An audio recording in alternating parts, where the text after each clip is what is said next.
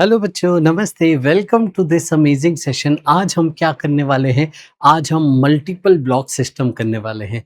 काफ़ी सारे बच्चे ये टॉपिक छोड़ देते हैं। देखो, ये टॉपिक अगर आप देखो तो काफ़ी कंसेप्चुअल है, बहुत सारी चीज़ें यहाँ पे देखनी पड़ती है, ध्यान रखनी पड़ती है। लेकिन अगर मैं JEE mains point of view से बोलूँ तो ये टॉपिक कंप्लीटली डूएबल है। आप इसके सवालों में 100% स्कोर कर सकते हैं और आज आपको ऐसा सिखा दिया जाएगा कि आप कभी भी ये गलती नहीं करेंगे। तो आइए बच्चों, लेट्स बिगिन द सेशन। आज हम मल्टीपल ब्लॉक सिस्टम को पूरा अच्छे से सीखेंगे और उसके जो रिसेंट ईयर्स में पीवाईक्यूज आए हैं वो भी डिस्कस कर रहे होंगे। मैं हूं अजीतुल्ला, बीटेक फ्रॉम आईआईटी बॉम्बे, आपका फिजिक्स एजुकेटर। और बच्चों, इस सेशन के बाद आप मार्क्स ऐप पे जाके प्रैक्टिस कीजिएगा और टेलीग्राम ग्रुप का डिस्क्रिप्शन में लिंक है, उसे ज्वाइन करिएगा। वहां आपको इसके नोट्स मिल रहे होंगे। तो आइए, लेट्स स्टार्ट द सेशन। सबसे पहले, ठीक है, आपके पास जब मल्टीपल ब्लॉक सिस्टम दिए जाएं तो सबसे पहले आपकी जो स्टेप्स है ना, वो है एक तो एफबीडी आपको बनाना आना चाहिए।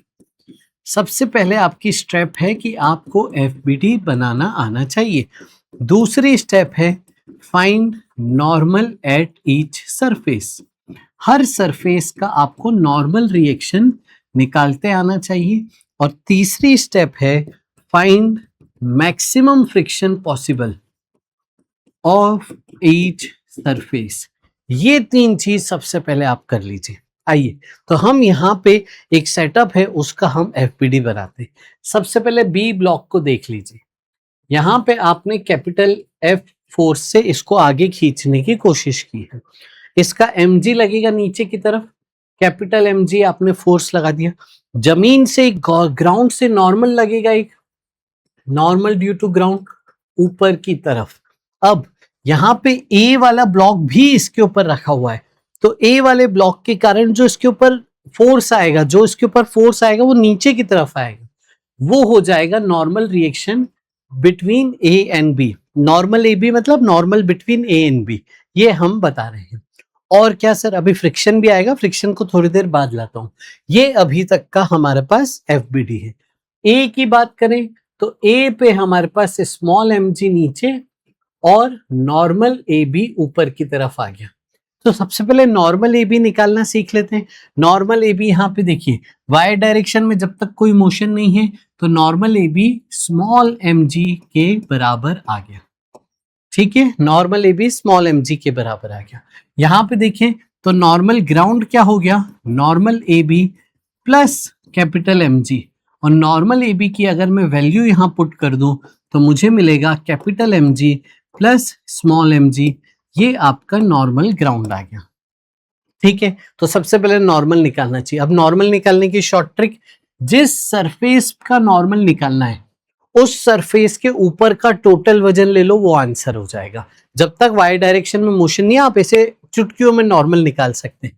तो ए बी सरफेस का नॉर्मल मतलब इस लाइन के ऊपर का mg, small mg, normal A B आ गया। ग्राउंड का नॉर्मल मतलब यहाँ के ऊपर का total mg, capital M plus small mg आ गया। आइए इसको हम और डिटेल में करें, मल्टीपल सिस्टम बना देते हैं। आइए 10, 5, 3, 2, 1। ठीक है, एक यहाँ पे ऐसा सिस्टम बना दिया। नाम दे दो ए बी सी डी ई और ये ग्राउंड। चलिए, ग्राउंड का यहाँ पे नॉर्मल बताइए, तो पूरा वजन देख लीजिए। 1 + 2 2 3, 3 + 3 6, 6 + 5 11, 11 + 10 21। तो 21 × g, ये ग्राउंड का नॉर्मल हो गया। आप ए बी सरफेस का बताइए, ए बी सरफेस का हो गया 10। आप बीसी सरफेस का बताइए, बीसी सरफेस के ऊपर टोटल वजन कितना है 30। आप CD सरफेस का बताइए, तो CD सरफेस के बीच में टोटल वजन देखिए, CD सरफेस से ऊपर का वजन कितना है 3 + 2 5 + 1 6, तो 60। फिर आप DE का वजन बताइए, DE के ऊपर टोटल वजन कितना है इस सरफेस के ऊपर, ये पूरा ले लीजिए। 1 + 2 3, 3 + 3 6, 6 + 5 11, तो 110। इस तरीके से आप हर सरफेस का यहाँ पे नॉर्मल निकाल सकते थे। सबसे पहले आपको नॉर्मल निकालना आना चाहिए। अब बात करते हैं यहाँ पे फ्रिक्शन के डायरेक्शन की। अब देखिए जरा, यहाँ पे जमीन आपको स्मूथ दी है, ठीक है, लेकिन इनके बीच में आपको फ्रिक्शन दिया हुआ है, ठीक है दोस्तों। तो अब जब कैपिटल एम को आप आगे खींच रहे हो तो इनके बीच का जो फ्रिक्शन है, जो इनके बीच की इंटरलॉकिंग है, वो इंटरलॉकिंग का फ्रिक्शन बी ब्लॉक पे पीछे की तरफ लगेगा, उसे हम कह रहे हैं फ्रिक्शन ए बी। यस, अब देखो फ्रिक्शन में ना एक्शन रिएक्शन होता है, हर फोर्स में एक्शन रिएक्शन होता है, एम आई राइट। तो अगर ए और बी के बीच का फ्रिक्शन देख रहे, बी पे फ्रिक्शन पीछे लगा तो ए पे फ्रिक्शन किधर लगेगा, ए पे फ्रिक्शन आगे की तरफ लगेगा। एक्शन रिएक्शन, एक फोर्स एक्शन, दूसरा रिएक्शन, और दोनों का डायरेक्शन अपोजिट। तो इस तरीके से आप यहाँ पे फ्रिक्शन लिख रहे होंगे। अब अगर फ्रिक्शन ए बी की बात करोगे तो इसकी जो मैक्सिमम वैल्यू होगी वो होगी म्यू इंटू नॉर्मल। अच्छा, म्यू कौन से सरफेस का, ए बी सरफेस का। नॉर्मल कौन से सरफेस का, वो भी तो ए बी सरफेस का होगा बेटा। जिस सरफेस का फ्रिक्शन उसी सरफेस का म्यू, उसी सरफेस का नॉर्मल।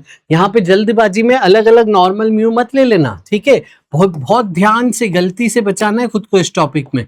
ग्राउंड का फ्रिक्शन की बात होती तो म्यू ग्राउंड का इंटू नॉर्मल ग्राउंड का। इस तरीके से सबसे पहली स्टेप क्या है, आपको इनके एफबीडी बनाना आना चाहिए, नॉर्मल निकालना आना चाहिए हर सरफेस पे, और फिर फ्रिक्शन की मैक्सिमम वैल्यू निकालना आनी चाहिए हर सरफेस पे। तो ये हमारा एक सेटअप हो गया, ठीक है। अब आगे बढ़ाते हैं, एक थोड़ी सी वैल्यू लेके आपको ये सॉल्व करना सिखाते हैं। मान लीजिए ये 10 kg है, यहाँ पे ये 5 kg है, और इनके बीच का फ्रिक्शन आपको दिया है 0.4। ग्राउंड अभी आपको स्मूथ दिया है, आपने एक फोर्स लगा दिया, सपोज 30 न्यूटन फोर्स लगा दिया। अब ध्यान से सुनिएगा, यहाँ पे आप सिर्फ चीजें पूछ सकते हैं। चलिए पूछ लेते हैं क्वेश्चन पूछ लेते हैं। एक्सीलरेशन ऑफ बोथ ब्लॉक्स बताइए, दोनों ब्लॉक्स का एक्सीलरेशन बताइए, ठीक है। और आपसे पूछ रहा है फ्रिक्शन एक्टिंग बिटवीन ब्लॉक्स बताइए। क्या पूछ रहा है, friction acting between the blocks बताइए। अब ध्यान से सुनना, यहाँ पे पॉसिबिलिटीज क्या क्या है, पॉसिबिलिटीज समझते हैं, ठीक है। व्हाट आर डिफरेंट पॉसिबिलिटीज यहाँ पे। तो पहली पॉसिबिलिटी ये है कि दोनों साथ में चले, A and B move together, तो सेम एक्सीलरेशन से चले। मूव टुगेदर मतलब सेम एक्सीलरेशन से चल रहे हैं। और दूसरी पॉसिबिलिटी क्या है कि A and B move with different acceleration, दोनों का एक्सीलरेशन अलग अलग है। अब अगर ये दोनों साथ में चल रहे हैं तो इनके बीच में रिलेटिव मोशन नहीं हो रहा है, स्लिपिंग नहीं हो रही है। जब इनके बीच में स्लिपिंग नहीं हो रही है तो इनके बीच में स्टैटिक फ्रिक्शन लगेगा। स्टैटिक फ्रिक्शन का ये केस हो जाता है। अब स्टैटिक फ्रिक्शन की सबसे ज्यादा यहाँ पे इंटरेस्टिंग चीज ये होती है कि स्टैटिक फ्रिक्शन की वैल्यू फिक्स नहीं होती, इसकी वैल्यू मैक्सिमम जो कि आप लिखते हो mu S into N, mu S into N से लेके 0 तक होती है। 0 से म्यू एस एन कुछ भी हो सकता है। यहाँ पे सबसे ज्यादा दिक्कत इसीलिए आती है बच्चे को क्योंकि ये फ्रिक्शन की वैल्यू नहीं पता हमें। 0 से मैक्सिमम तक कुछ भी हो सकता है अगर ये दोनों साथ चल रहे हैं तो। अगर ये अलग अलग चल रहे हैं तो बात पक्की है कि इनके बीच में जो फ्रिक्शन लगेगा वो काइनेटिक लगेगा, क्योंकि दोनों का एक्सेलरेशन अलग है, तो दोनों का आपका रिलेटिव मोशन या दोनों के सरफेस के बीच में स्लिपिंग हो रही होगी। ये एक थोड़ा सा कॉमन हमें नॉलेज पता होना चाहिए। और यहाँ पे हम ये भी समझे कि फ्रिक्शन ए बी चाहता क्या है, फ्रिक्शन ए बी क्या चाहता है ये समझते हैं। Does not want relative motion between A and B. यहां पे जो फ्रिक्शन ए बी है वो चाहता है कि ए और बी के बीच में इंटरलॉकिंग हो गई ना, यहाँ पे फ्रिक्शन मतलब यहाँ पे इंटरलॉकिंग हो गई है। यस, तो ये इंटरलॉकिंग टूटे ना, ये इंटरलॉकिंग एज इट इज रहे, ये दोनों साथ में चले।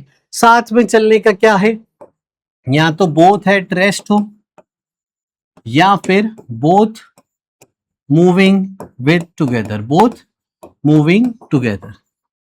यस, दोनों की एक्सीलरेशन सेम हो, वेलोसिटी सेम हो। तो फ्रिक्शन ए बी की चाहत समझनी है यहाँ पे।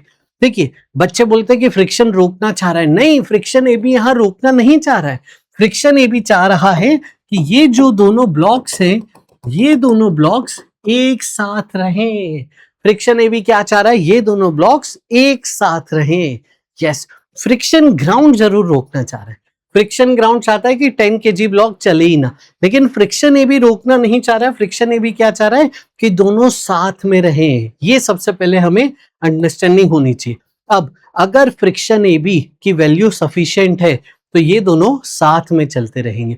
अगर फ्रिक्शन ए बी कमजोर है, कम हल्का है, उसकी वैल्यू कम है, तो ये दोनों साथ में नहीं चल पाएंगे। फ्रिक्शन इनकी बॉन्डिंग को मेंटेन नहीं कर पाएगा। ये एक बेसिक मैंने आपको पूरा थॉट प्रोसेस दे दिया। अब ऐसे सवालों को करेंगे कैसे, तो आइए हम इससे सवालों की स्टेप्स बताएं।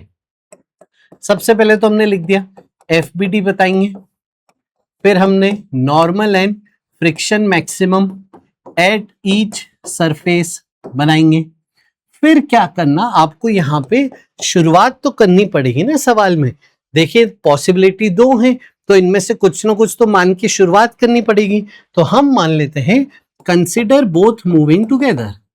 कंसिडर बोथ मूविंग टुगेदर, मान लो दोनों साथ में चल रहे हैं। अगर 3 ब्लॉक हैं तो मान लेंगे तीनों साथ में चल रहे हैं।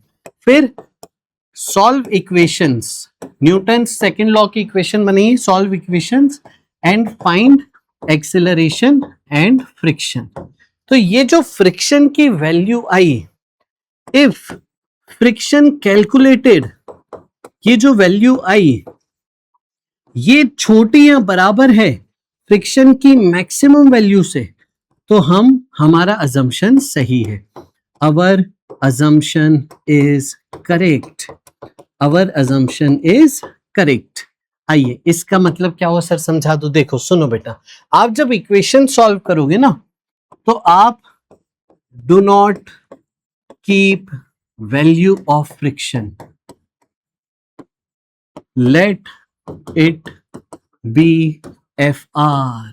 सुनना मेरी बात, यहां पे फ्रिक्शन की वैल्यू फ्रिक्शन मैक्स मत रख देना। फ्रिक्शन मैक्सिमम बस हम एक रेफरेंस के लिए निकाल रहे हैं, तो फ्रिक्शन की वैल्यू एज इट इज रहने देना। फ्रिक्शन लिखना, उसको वेरिएबल मानना, इक्वेशन बनाना, सॉल्व करना, एक्सीलरेशन और फ्रिक्शन निकालना। अब ये जो फ्रिक्शन की कैलकुलेटेड वैल्यू आई है, ये अगर मैक्सिमम फ्रिक्शन से छोटी हुई तो आपका अजम्पशन यहाँ पे सही माना जाएगा। आई बेटा बात समझ में। इस सवाल को हम सॉल्व करते हैं इस लॉजिक से, ठीक है। तो आइए क्या क्या थे हमारे पास ऑप्शन, 10 kg, 5 kg, यहाँ पे 30 और इनके बीच का म्यू 0.4, ठीक है। तो नॉर्मल ग्राउंड यहाँ पे हो जाएगा total mg 150, normal A B यहाँ पे हो जाएगा इस सरफेस का नॉर्मल, उसके ऊपर का वजन mg 50। बस फ्रिक्शन ए बी की मैक्सिमम वैल्यू आ जाएगी mu into normal A B, ये देखिए सॉल्व करके आ गया 20। तो फ्रिक्शन ए बी की मैक्सिमम वैल्यू आ गई। स्टेप फॉलो करते जाइए। अब नीचे वाले ब्लॉक का एफ बी डी इंडिविजुअल, इस पे 30 आगे लगेगा और फ्रिक्शन ए बी पीछे की तरफ लगेगा। ये बी ब्लॉक है। ए ब्लॉक का यहाँ पे एफ बी डी, इस पे फ्रिक्शन आगे की तरफ लगेगा। समझ गए। एक्सीलरेशन, देखो ग्राउंड स्मूथ है ना, तो ये रुक नहीं पाएगा, चलेगा, पक्की बात है चलेंगे। तो एक्सीलरेशन इस तरफ, ठीक है। अब मैं अगर आपसे पूछूं कि ए ब्लॉक को, ऊपर वाले डब्बे को किसने चलाया, क्या जवाब है, फ्रिक्शन ने चलाया। तो ए ब्लॉक के मोशन का कॉज कौन है, फ्रिक्शन है। तो इसलिए फ्रिक्शन मोशन को अपोज करता है, ये गलत स्टेटमेंट है। फ्रिक्शन रिलेटिव मोशन को अपोज करता है, ये सही स्टेटमेंट है।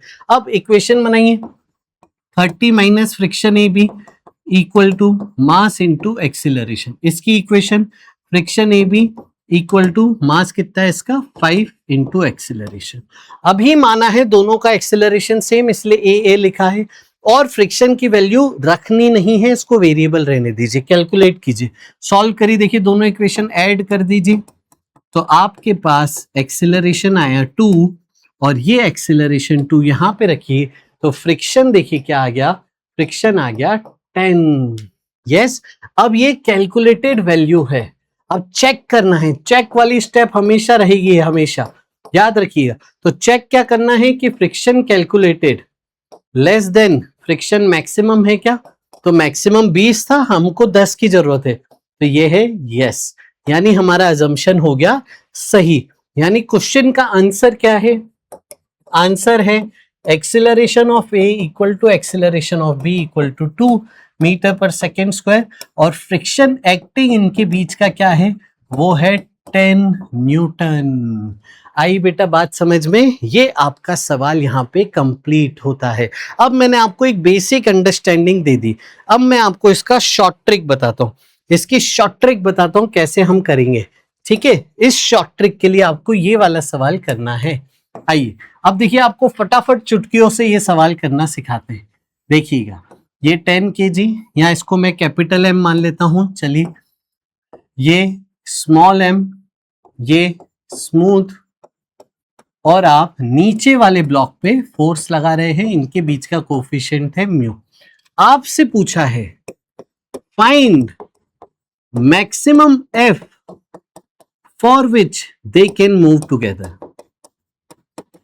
They can move together. ठीक है, ये आपको बताना है, समझ गए।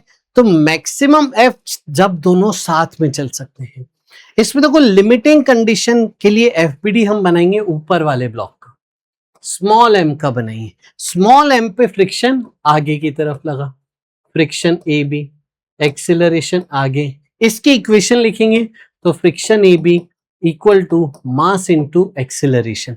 आया समझ में। अब फ्रिक्शन ए बी की मैक्सिमम वैल्यू जब होगी तब एक्सिलरेशन मैक्सिमम होगा।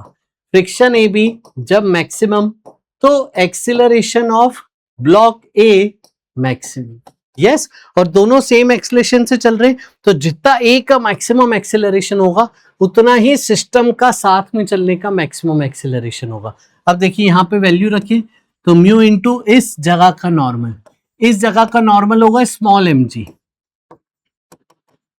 और यहां से देखिए तो ये हो गया म्यू इंटू जी, यानी मैक्सिमम पॉसिबल एक्सिलरेशन इनका साथ में चलाने के लिए कितना चाहिए, म्यू जी। ये याद होना चाहिए, रटा हुआ होना चाहिए, इस केस में ये रटा हुआ होना चाहिए। अब अगर आप साथ में ही जा रहे हैं तो इसको एक ही मान लीजिए। यस, इस पे एक्सटर्नल फोर्स एक ही है सिस्टम पे, इनके बीच का फ्रिक्शन तो इंटरनल कहलाएगा। अगर मैं सिस्टम का एक साथ एफबीडी बनाऊं तो वो आएगा नहीं, ग्राउंड का फ्रिक्शन है नहीं। तो इसका इक्वेशन क्या होगा, force equal to mass into acceleration. Yes, और मैक्सिमम फोर्स पूछा है, तो फोर्स मैक्सिमम के लिए मैं लूंगा मैक्सिमम एक्सिलरेशन। मैक्सिमम एक्सिलरेशन की वैल्यू कितनी आ गई, स्मॉल म्यू इनटू जी। ये आपको याद होना चाहिए। अगर नीचे वाले डब्बे पे फोर्स लगा रहे हैं तो इनका मैक्सिमम एक्सीलरेशन म्यू जी होना चाहिए साथ में चलाने के लिए, और मैक्सिमम फोर्स ये होना चाहिए अगर ग्राउंड स्मूथ है तो। अब अगर आपका एक्टिंग फोर्स मैक्सिमम फोर्स से छोटा या बराबर है तो दोनों साथ में चलेंगे, बोथ सेम एक्सीलरेशन।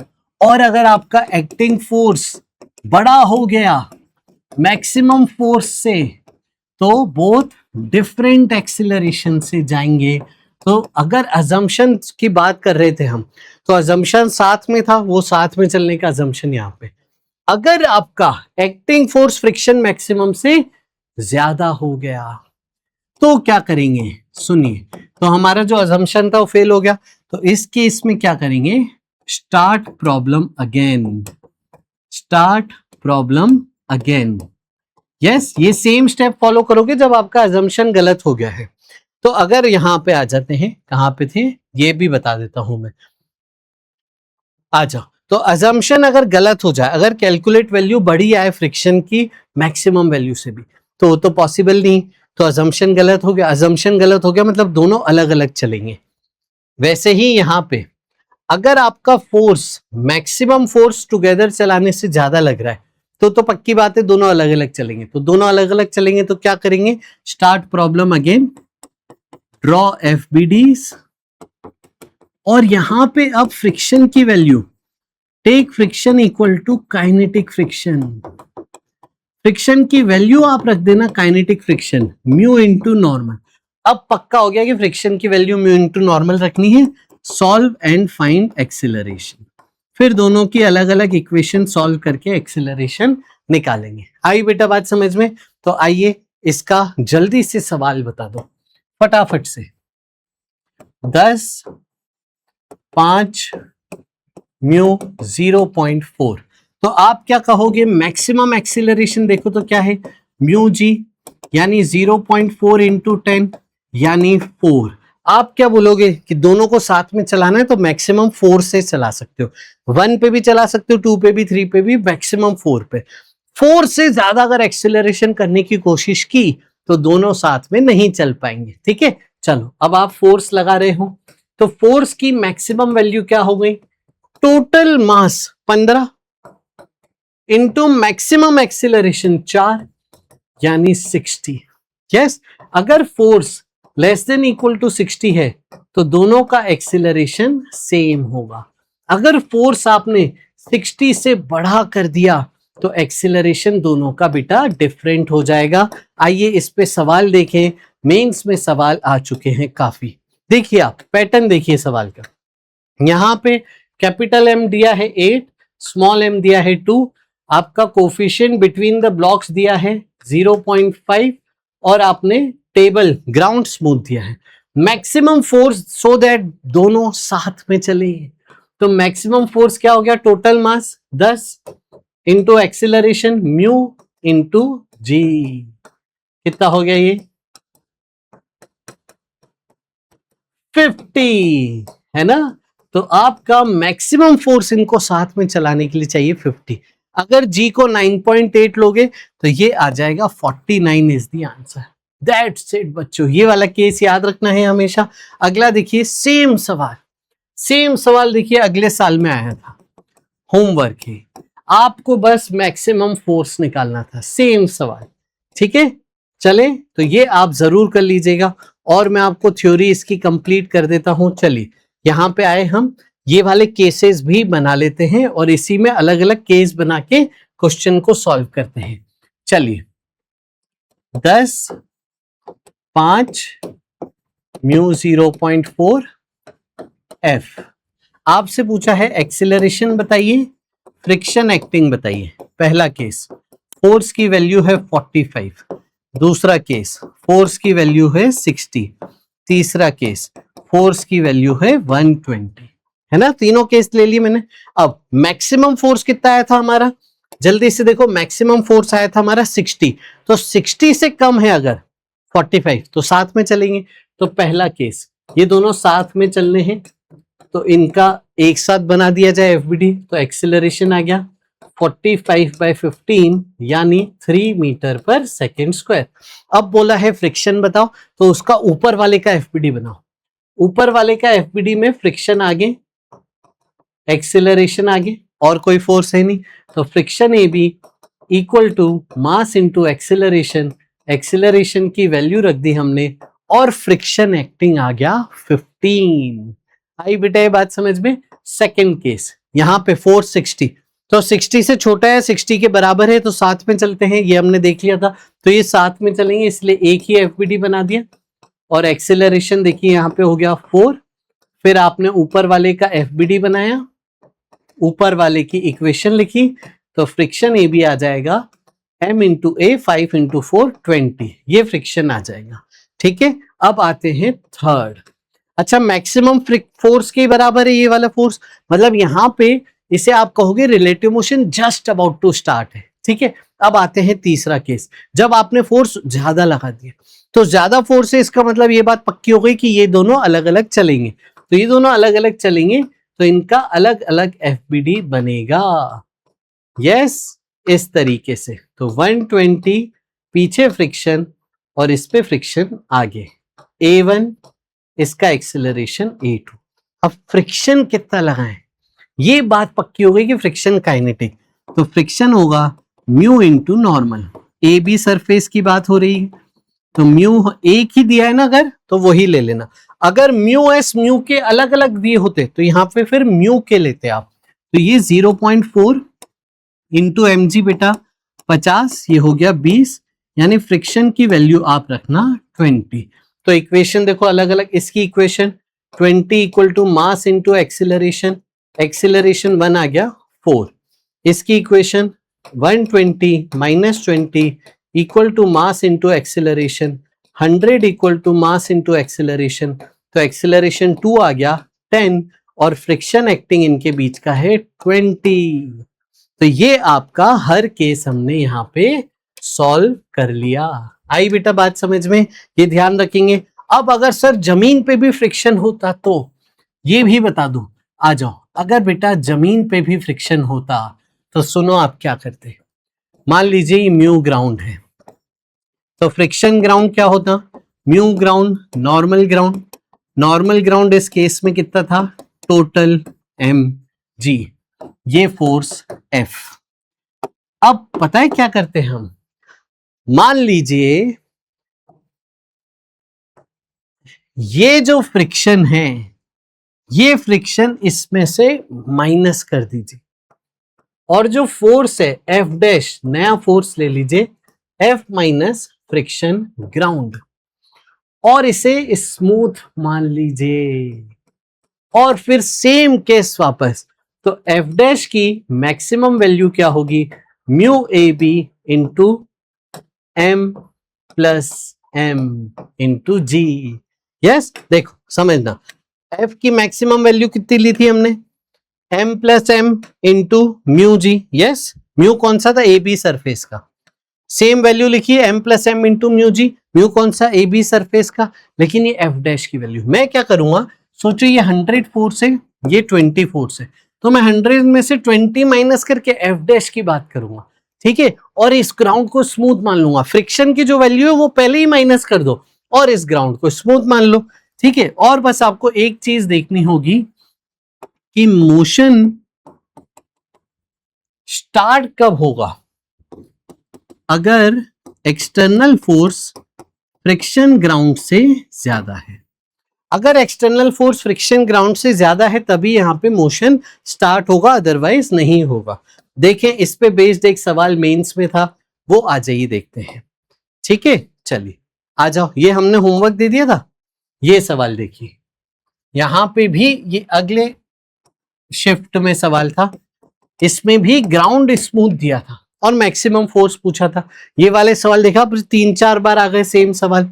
अब ये सवाल देखिए, इसमें टेबल रफ है, 2 ब्लॉक है, एक का मास है 3 kg, एक का मास है 1 kg, इनके बीच का फ्रिक्शन कोफिशिएंट है 0.2, ग्राउंड का भी फ्रिक्शन कोफिशिएंट है 0.2। मैक्सिमम फोर्स बताइए सो दैट बी को आप ए के साथ में लेके जा सके। चलिए, तो सबसे पहले friction ground mu into normal ground, normal ground क्या होगा, टोटल mg, नॉर्मल ग्राउंड होगा टोटल mg, तो ये हो गया 40, यानी ये कितना हो गया बेटा 8, तो फ्रिक्शन ग्राउंड की वैल्यू हो गई 8।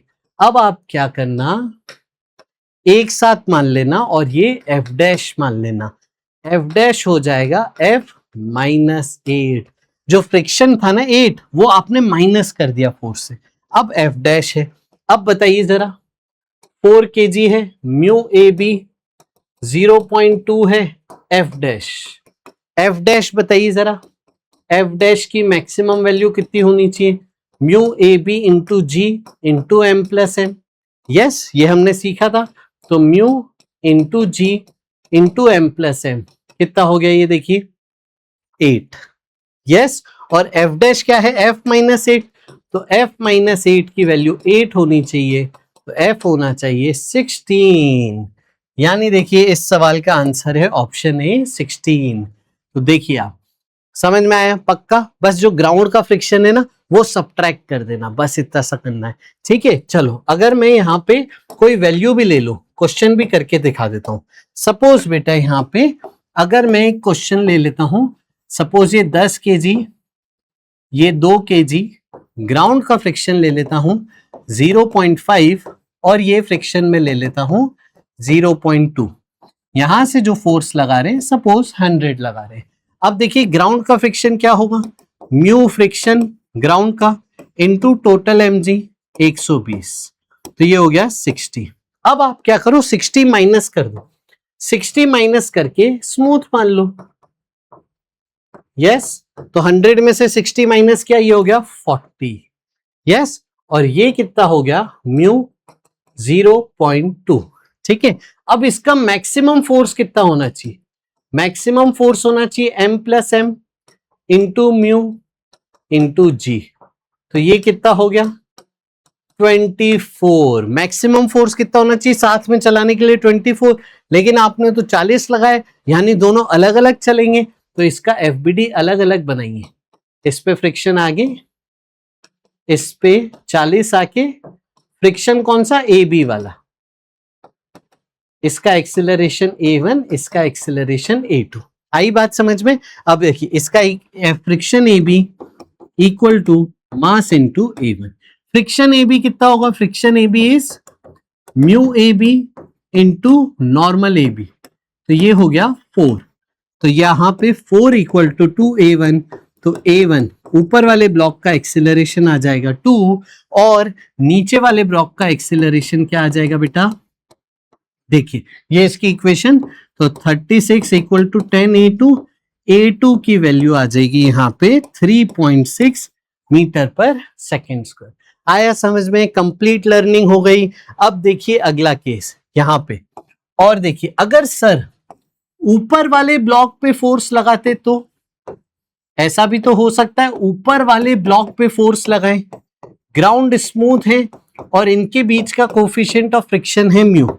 अगर हम ऊपर वाले ब्लॉक पे फोर्स लगाएं तो किसका एफबीडी बनाएंगे, सोचो क्रिटिकल कंडीशन में, जिस पे फोर्स नहीं लगा रहे, नीचे वाले ब्लॉक, नीचे वाले ब्लॉक पे एक ही फोर्स है आगे की तरफ, फ्रिक्शन ए बी।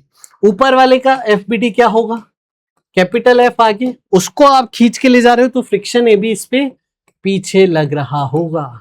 यस, तो नीचे वाले ब्लॉक को चलाने की जिम्मेदारी किसकी इस बार, फ्रिक्शन की। तो इसकी इक्वेशन लिखिए, friction A B equal to mass into acceleration. Maximum acceleration के लिए फ्रिक्शन ए बी क्या होना चाहिए, फ्रिक्शन ए बी मैक्सिमम होना चाहिए।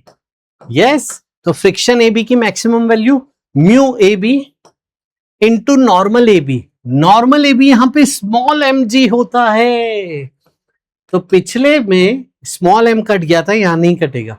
तो मैक्सिमम एक्सेलरेशन इनको साथ में चलाने के लिए mu small M G upon capital M चाहिए, समझ गए।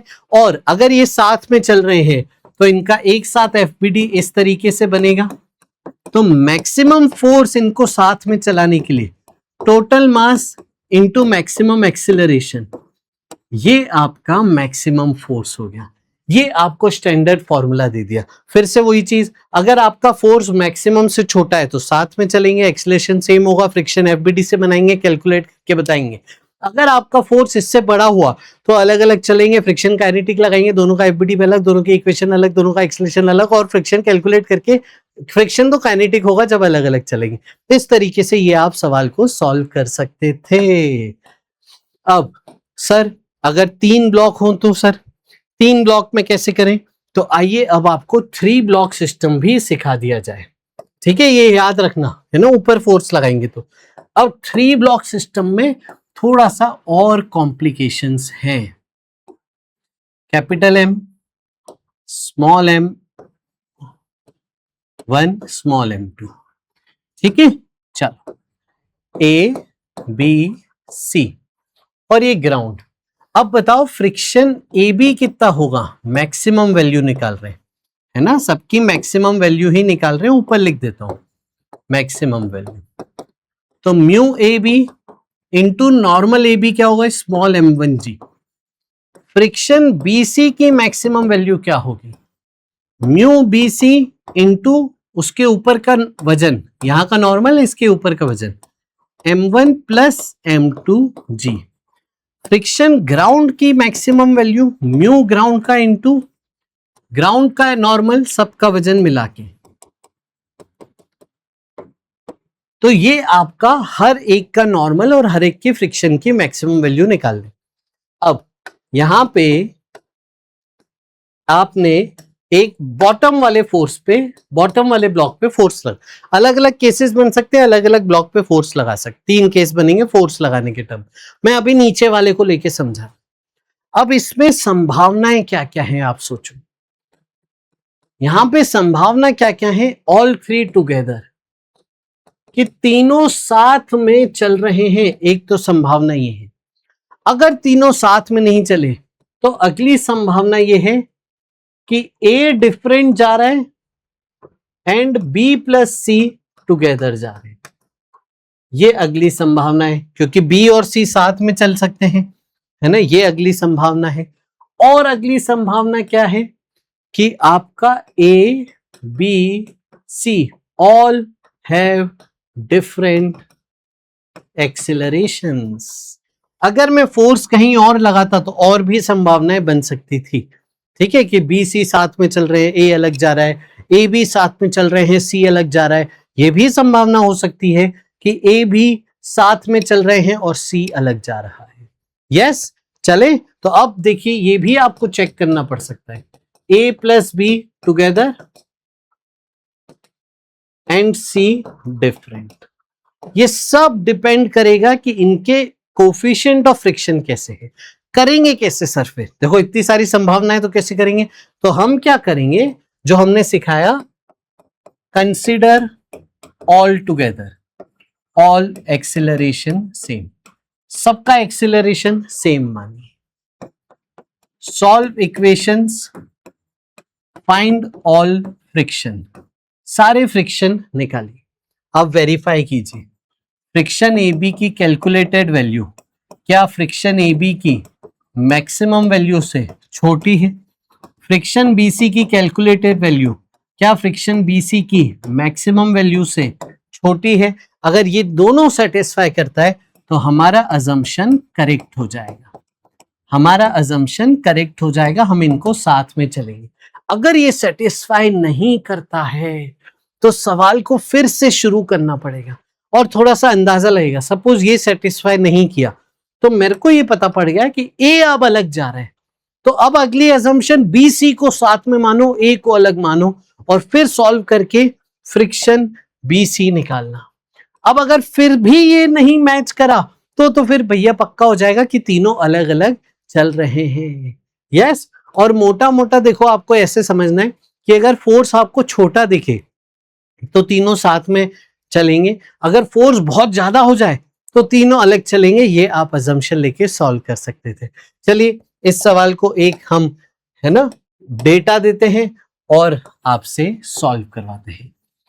5 4 1, ठीक है, ये आपका फोर्स हमने लगा दिया 50, ठीक है, ये वाला म्यू हम दे देते हैं 0.8, ये वाला म्यू हम दे देते हैं 0.6, ठीक है दोस्तों। चलो अब सुनना मेरी बात, फ्रिक्शन ए बी की मैक्सिमम वैल्यू पहले निकाल लीजिए, तो म्यू इंटू ऊपर का वजन 10, फ्रिक्शन ए बी की मैक्सिमम वैल्यू है 6, फ्रिक्शन बी सी की मैक्सिमम वैल्यू निकाल लेते हैं, म्यू इंटू उसके ऊपर का एम जी 50, ये हो गया बेटा 40, ठीक है। चले आगे, चल अब ये हमारे पास आ गया ग्राउंड स्मूथ ले लीजिए, अभी ग्राउंड हमने स्मूथ ले लिया है। अब क्या करेंगे, हम सिस्टम को एक ही मानिए सेम एक्सेलरेशन से, तो टोटल मास 10 kg 50, तो एक्सेलरेशन क्या हो गया 50 इक्वल टू 10 a, एक्सेलरेशन बेटा आ गया आपके पास 5, ठीक है। अब अलग अलग एफपीडी बनेंगे, 1 kg का एफपीडी, उस पे बस फ्रिक्शन ए बी आगे है, एक्सेलरेशन आगे, फ्रिक्शन ए बी क्या है मास इंटू एक्सेलरेशन, एक्सेलरेशन रखिए कितना आ गया 5, तो फ्रिक्शन ए बी की कैलकुलेटेड वैल्यू 5 है, क्या वो 6 से छोटी है, यस, तो हमारा अजम्पशन यहाँ पे सही है। अब 4 का एफपीडी बनाइए, उस पे आप देखिए फ्रिक्शन ए बी पीछे लगेगा और फ्रिक्शन बी सी आगे लगेगा। ये एफबीडी क्लियर है ना बेटा, एफबीडी क्लियर नहीं है तो देखो मैं एक बार बता दूं आपको, 5 पे फोर्स आगे लगाया है तो फ्रिक्शन बीसी पीछे की तरफ, फिर 4 पे एक्शन रिएक्शन फ्रिक्शन बीसी आगे, ये इसको खींच रहा है तो फ्रिक्शन ए बी पीछे की तरफ, फिर 1 पे action reaction friction A B आगे की तरफ। इस तरीके से यहाँ पे एफबीडी बनेंगे। तो ये 4 का एफबीडी हो गया। एक्सेलरेशन आगे, फ्रिक्शन ए बी की वैल्यू 5 आपने निकाल ली है, यहां रख देते हैं। तो friction B C -5 equal to 4 into acceleration, ये रखा। तो फ्रिक्शन बी सी देखिए कितना हो गया 25। क्या ये 40 से छोटा है? यस। तो इसका आंसर क्या होगा? सबका एक्सेलरेशन सेम है और सब किस एक्सेलरेशन से जा रहे हैं? 5। और फ्रिक्शन एक्टिंग ए बी के बीच का कितना आया और बी सी के बीच का कितना आया? इसका आया 5, इसका आया 25। ये आंसर आप रिपोर्ट करेंगे। यस। एक आगे बढ़ने से पहले मैं आपको एक सवाल करा दूं। ये सवाल आप देखो एडवांस में आया हुआ सवाल है, बहुत पहले एडवांस में आया था, और सेम सवाल आपको जेईई मेंस 2026 में भी देखने को मिला था। क्या कह रहा है ये सवाल? आइए इसे सॉल्व करते हैं। सवाल कह रहा है कि इस बार सी और बी को हमने पुली से कनेक्ट कर रखा है। ए वाला जो ब्लॉक है उसको हमने रस्सी से वॉल के साथ जोड़ के रखा है। तो ये बात तो तय हो गई, ए नहीं चलेगा। अब सी को पकड़ के खींच रहे हो, देखो सी अगर आगे जाएगा तो देखो बी क्या होगा? पीछे की तरफ जाएगा और एक्सीलरेशन ऑफ ए 0 होगा। ये समझ में आना चाहिए कि रस्सी, पुली की रस्सी ना, एक आगे जाएगी तो एक पीछे जाएगी, ये आपको समझना था। तो ए सी इधर, ए बी इधर और एक्सीलरेशन ए 0। अब आते हैं हम इनके इंडिविजुअल एफबीडी बनाने पे। ठीक है, ये एफबीडी बनाते हैं इंडिविजुअल। आ जाओ। तो आप पहले सबसे पहले सी का एफबीडी बनाओ। इस पे आपने फोर्स आगे खींचा, इसका टेंशन पीछे है, और क्योंकि इसको आगे जाता हुआ मानोगे, इस पे फ्रिक्शन बी सी पीछे की तरफ। ग्राउंड पे फ्रिक्शन है क्या sir? Between any two surface बोला है तो ग्राउंड पे भी फ्रिक्शन है, तो फ्रिक्शन ग्राउंड भी इस पे पीछे लगेगा। अब आते हैं बी के एफबीडी पे। बी पे टेंशन पीछे, देखिए फ्रिक्शन बी सी पे पीछे है तो इस पे आगे की तरफ हो जाएगा। ऊपर से भी फ्रिक्शन है क्योंकि बी ब्लॉक इस तरफ मूवमेंट कर रहा है, तो ए से जो फ्रिक्शन आएगा वो इस तरफ आएगा, फ्रिक्शन ए बी। और ए का जो एफबीडी होगा, इसमें देखिए फ्रिक्शन इसमें पीछे की तरफ है, यस, तो इसमें फ्रिक्शन इस तरफ आने की यहाँ पे टेंडेंसी मिल रही है। ठीक है, और ए को हेल्ड पे रखा है रॉड के साथ, तो ये रॉड उसको नॉर्मल रिएक्शन देगी इस तरफ, तो ये बैलेंस रहेगा। ठीक है, चलो ये आपके सामने सवाल है। अब क्या बोला है आपसे? फोर्स बताइए, एफ, एफ की वैल्यू बताइए। इसको खींचना है कांस्टेंट स्पीड से। कांस्टेंट स्पीड मतलब एक्सेलरेशन 0, तो एक्सेलरेशन 0 मतलब फोर्स बैलेंस करना था बस। तो यहां पे देखिए फोर्स किसके बराबर हो गया? Tension plus friction ground plus friction BC के बराबर। और देखिए अगर इसका एक्सेलरेशन 0 है सी का, तो बी का भी एक्सेलरेशन 0 होगा क्योंकि रस्सी के साथ कनेक्टेड है, एक ही रस्सी है पुली के साथ, तो सेम एक्सेलरेशन। तो यहां पे भी एक्सेलरेशन 0, तो इसको बैलेंस करेंगे तो टेंशन आ जाएगा friction A B plus friction B C के बराबर। आया बेटा समझ में? चलो अब इनकी वैल्यू निकाल देते हैं जल्दी से। इनके मासेस क्या थे? 348 ए बी सी। ठीक है, और कोफिशिएंट ऑफ फ्रिक्शन कितना लेना बेटा? 0.25। चलिए, तो फ्रिक्शन ग्राउंड होगा mu ground into normal ground.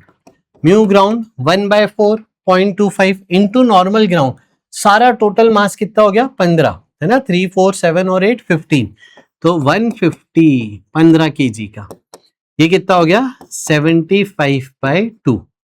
ये फ्रिक्शन ग्राउंड आ गया हमारे पास। ठीक है सर, फ्रिक्शन बी सी निकालिए, mu B C into normal B C, और फ्रिक्शन ए बी निकालिए, mu A B into normal A B. ठीक है, तो mu A B 1/4 into normal A B 30, ये आ जाएगा 15/2। सही जा रहे हैं बेटा? आ जाइए। Mu B C 1/4, normal B C यहां का जो नॉर्मल होगा वो 70 फॉर 3 + 4 का वजन, तो ये आ जाएगा 35/2। ठीक है, तो ये सारे फ्रिक्शन हमारे पास आ गए, है ना। सबसे पहले टेंशन निकाल लो, फ्रिक्शन ए बी, है ना। यहां पे देखिए, आप चला रहे हो कांस्टेंट स्पीड से, तो काइनेटिक फ्रिक्शन लगना चाहिए था। अब एक ही म्यू दिया है, तो वही आपका काइनेटिक फ्रिक्शन का कोएफिशिएंट होगा। फ्रिक्शन ए बी की वैल्यू, फ्रिक्शन बी सी की वैल्यू, ये देखिए क्या हो गया 50/2, यानी टेंशन आ गया हमारे पास 25।